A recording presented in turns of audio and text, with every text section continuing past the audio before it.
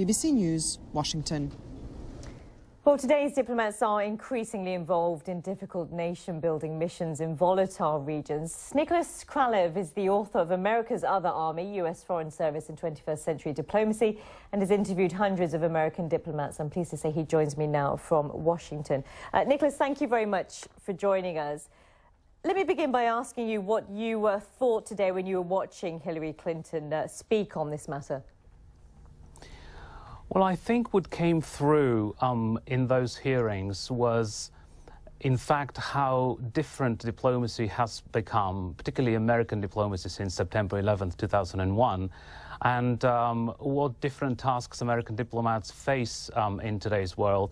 And also, I have been a bit self-critical lately of us in the media, even in the public. You know, it seems we think about diplomats only when people get killed.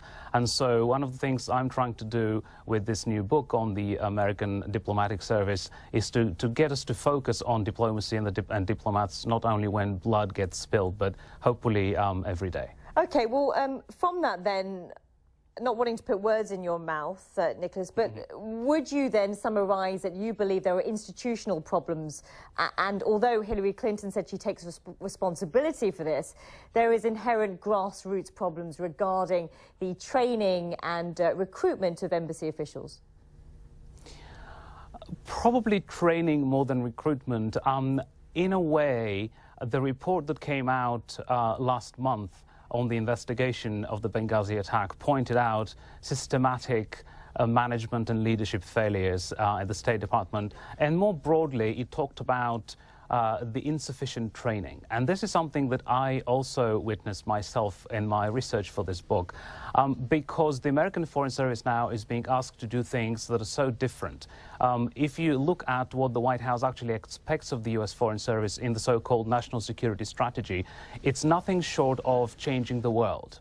And so when you are out there on the front lines in war zones, it's not only about managing relations with foreign states anymore. It's also about transforming societies and countries to make sure that they practice good governance, meaning that they provide security and stability in their own countries, on their territory, Sure. and also provide a functioning economy so that people can have jobs rather than turn to terrorism and crime. So these are very difficult tasks. Sure. Well, would you therefore say then that a situation like the one that has happened at the consulate building in Benghazi was inevitable?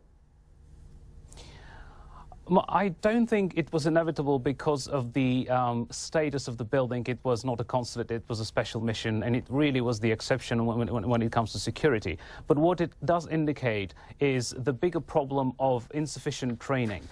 If you believe it, in 2013, there is no proper professional development for American diplomats in the U.S. Foreign Service. It's really, you come in from another background with other experiences, and really you are, many people told me for the book, it's like being thrown in the deep end and you have to learn how to swim. Nobody teaches you how to do it. So figuring things out on the go, improvisation are very important in the American Foreign Service today, which is probably not the best way to have the most efficient foreign service and the most effective foreign service in the 21st century. We appreciate you joining us. Nicholas Kralev, thank you very much. Now,